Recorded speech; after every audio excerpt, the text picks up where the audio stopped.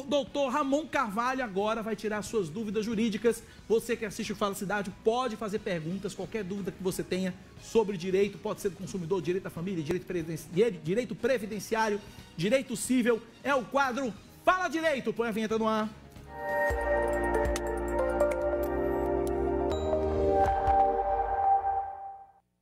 Aí, mais uma vez, o doutor Ramon Carvalho, advogado especialista, conversa com a gente aqui no estúdio. Doutor Ramon, boa tarde, bem-vindo mais uma vez. Muito boa tarde, Cacá, muito boa tarde, telespectador. O prazer é meu. Muito bem, então vamos lá. Primeira pergunta de telespectador, vamos ouvir. Bom dia, doutor Ramon. Doutor Ramon, eu tenho uma dúvida muito séria. A minha secretária do lar, ela não quer que eu assine a carteira dela porque ela recebe Bolsa Família. Tem algum problema se eu não assinar futuramente? Olha, doutor Ramon, eu conheço essa história. Essa história é bem antiga, na verdade. Eu conheço essa história. Agora, veja bem, isso é uma questão muito antiga. As normas trabalhistas existem para preservar o trabalhador. A pessoa que decide ou pede para o empregador não assinar a carteira em função do Bolsa Família, ela está perdendo uma série de benefícios e direitos. Por exemplo, ela vai perder o 13º, vai perder as férias, ela vai perder, por exemplo, o direito de se aposentar, o tempo de contribuição. E se você colocar isso na ponta do lápis, na matemática, perde muita coisa. Então, assim, primeiro que é uma ilegalidade você contratar sem que a pessoa esteja com carteira assinada. Inclusive, hoje, para empregada doméstica, tem um sistemazinho bem mais simples, que é o E-Social, que você já cadastra ali pelo seu CPF no site da Receita, e você gera um tabletezinho lá do INSS, todo mês você paga na faixa dos R$300, já paga o FGTS, o INSS e já paga a rescisão tudo junto. Então, assim, para dona de casa, para empregada doméstica, isso é uma maravilha, porque se ela tiver um acidente de trabalho, ela vai poder se aposentar. Se ela tiver qualquer outro tipo de problema, vai poder sair do trabalho com o FGTS dela sacado, com o fundo de garantia, com tudo. Então, se você pede isso para o empregador, você está abrindo mão de uma luta histórica de direitos, mais de 50 anos. E me perdoe a franqueza, mas assim, chega a ser burro pedir isso. E o empregador está cometendo ilegalidade. Mas, em todo caso, mesmo que você trabalhe sem isso, você pode, no final, procurar a Justiça do Trabalho e assinar essa carteira retroativamente. Lembrando que você vai ficar devendo o Bolsa Família de volta para o governo pela questão da fraude. Então é o seguinte, regra geral, esse negócio de quando a pessoa chegar e dizer, não me contrate não, porque não assine minha carteira não, porque eu quero receber o Bolsa Família, caia fora. Caia fora, porque isso de fato é fraude contra a União, fraude contra o INSS e fraude contra o Ministério Público do Trabalho. Muito bem, agora tem pergunta de um telespectador, pergunta enviada pelo Instagram. Ele disse que trabalhou, aliás, fala em Instagram, aqui do lado, acertei agora? Olha aí, acertei. Aqui do lado tem o QR Code, que vai cair direto no Instagram do Dr. Ramon, tá? Você pode fazer a mesma coisa, mandar perguntas também. Se a sua pergunta não saiu hoje aqui, você pode mandar sua pergunta direto para o Dr. Ramon. O Dr. Ramon ou responde pessoalmente ou responde aqui no programa. Mas a pergunta é a seguinte, um telespectador disse que trabalhou o ano de 2019 completo, foi demitido, mas não recebeu PIS, porque a empresa não mandou a RAIS para o banco. O que ele deve fazer para garantir o PIS, doutor Ramon? Veja bem, a empresa tem até 19 de março de todo ano para emitir a RAIS e informar o Ministério da Economia que você vai ser receptuário de PIS. Nesse caso específico, se você não recebeu o PIS, a empresa tem um segundo prazo até abril ou maio para reenviar a RAIS. Lembrando que a empresa, quando faz isso, paga uma multa por ter feito e você recebe o PIS com retardo para outubro. Em todo caso, a empresa tem a obrigação de enviar a RAIS. E se você não recebeu, porque a empresa não enviou a RAIS, você pode ir para a Justiça do Trabalho da mesma forma para recuperar o valor. Lembrando que ele deve ser pago em sua integralidade. E só para fins de informação, Cacá, só recebe PIS quem tem pelo menos 5 anos de carteira assinada, ou seja, a partir do 5º ano de carteira assinada, e tenha trabalhado pelo menos 30 dias completos no ano anterior. Ou seja, para receber o PIS 2020, você tem que ter trabalhado 30 dias completos em 2019 e ter tido, de fato, o envio da RAIS pelo empregador. Muito bem. Agora a gente tem uma dúvida de um telespectador, mandou um vídeo pra gente, vamos ver. Doutor, eu estou há alguns meses com o meu carro atrasado e meu carro entrou em busca e apreensão. O que é que eu posso fazer? Tá com o carro atrasado, entrou em busca e apreensão. E aí, doutor? Essa pergunta é excelente por conta do período de pandemia. A Lei 14.020, no artigo 25, ela vem justamente estabelecendo uma série de regras para quem tem veículos financiados, imóveis financiados ou empréstimos em banco. O artigo 25 determina que todos esses contratos de mútuo, que são os empréstimos, podem ser renegociados, devem ser, inclusive, esticados, prorrogados. Ou seja, inclusive eu até peguei uma causa na semana passada em relativo a isso. e o juiz determinou a renegociação do débito e a gente conseguiu extinguir a busca e apreensão. Então, se você está em débito, tem carro devendo, está com busca e apreensão, procura um advogado de sua confiança para que ele inicie uma negociação baseada no artigo 25 da Lei 14.020, Lei da Pandemia, antiga medida provisória 936, que inclusive a gente fez a entrevista no Paraíba Urgente. Lá no Paraíba Urgente. A gente falou exatamente disso, essa lei estava começando e agora a gente está vendo a aplicação dela.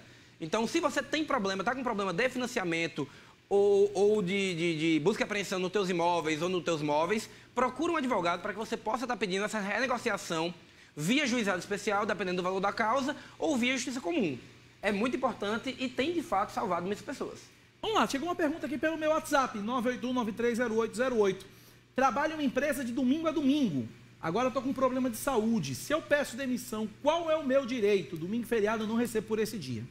Olha, toda relação de trabalho conglomera 6 dias de trabalho e 1 dia de descanso remunerado. Apenas quem trabalha em alguns setores, como bares e restaurantes, hotelaria ou shopping centers, tem que trabalhar um domingo de folga por mês e a folga semanal. No caso específico, se você trabalha 6 dias ou 7, Cacá? Ele trabalha 7 dias, domingo a domingo. Pronto. Nesse caso específico, você tem que receber o dia trabalhado em dobro. Isso é completamente ilegal. Você tem que ter 1 dia de descanso, no mínimo pela semana. Inclusive, esse descanso está incluso na sua jornada de trabalho. Resumindo, você tem que trabalhar 44 horas semanais e 1 dia completo de descanso. Nesse caso específico, você pode pedir demissão, mas você vai perder todos os seus direitos. O que é recomendável é que você peça essa demissão na justiça, vez que a empresa está desrespeitando seus direitos trabalhistas, e aí você teria como brigar pela reação indireta, uma vez que não faz parte dos direitos sociais, a felicidade, ao trabalho com mínimo de segurança, com mínimo de dignidade. Bem-estar, dignidade, que você trabalha 7 dias por semana. Muito bem, tem mais uma pergunta aqui. Abre o som aí, Batata, do WhatsApp. Chegou um áudio aqui, vamos ouvir. Boa tarde, eu gostaria de saber do advogado.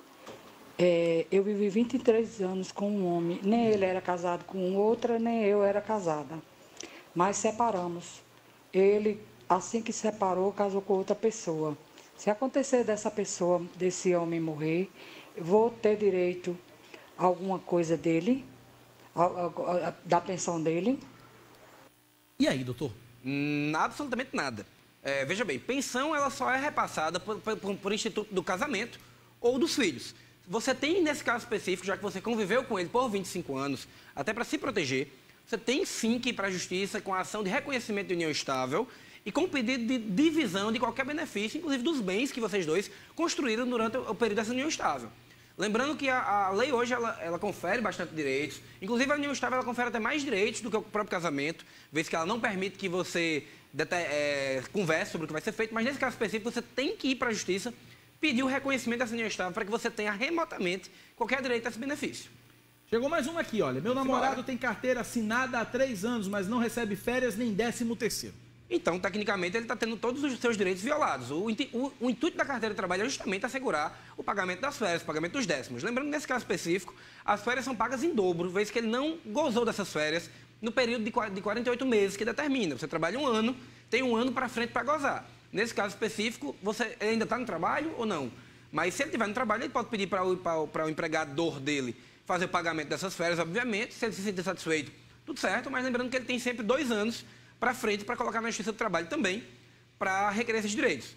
Lembrando que essa causa, como seria de pequeno valor, seria rito sumaríssimo, ele não precisaria nem de advogado para requerer. Ele pode simplesmente ir no TRT e dar entrada com o servidor, sem nenhum problema. Muito fácil, inclusive. Simples.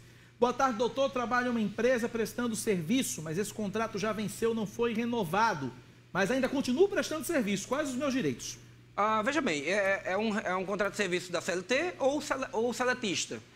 Se você foi contratado, você tem que estar com isso assinado em sua carteira de trabalho.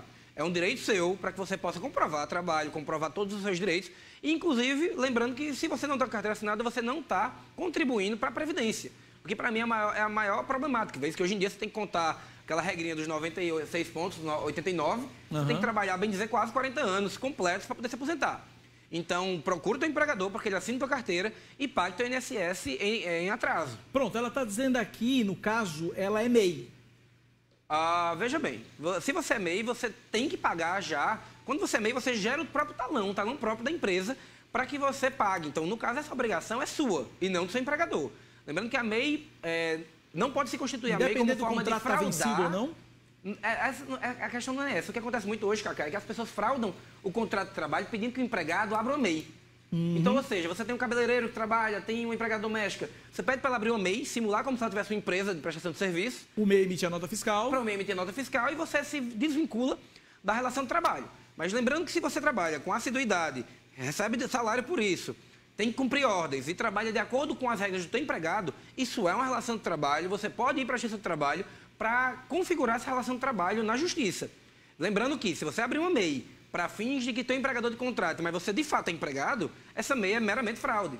Mas se for uma MEI de verdade, o INSS é teu. Se for uma MEI como fraude, o INSS é do teu empregador.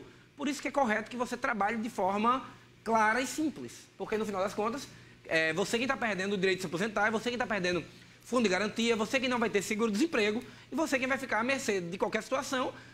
Se você, por exemplo, sofrer um acidente, não vai ter nem como pleitear pelo auxílio emergencial, não, desculpa, pela aposentadoria por invalidez. Tem mais uma pergunta para o doutor Ramon no quadro Fala Direito. Doutor Ramon Carvalho, todas as quartas-feiras aqui no Fala Cidade. A pergunta é a seguinte: o telespectador, ele disse que trabalhou numa empresa por 1 ano e 3 meses e era suplente da CIPA.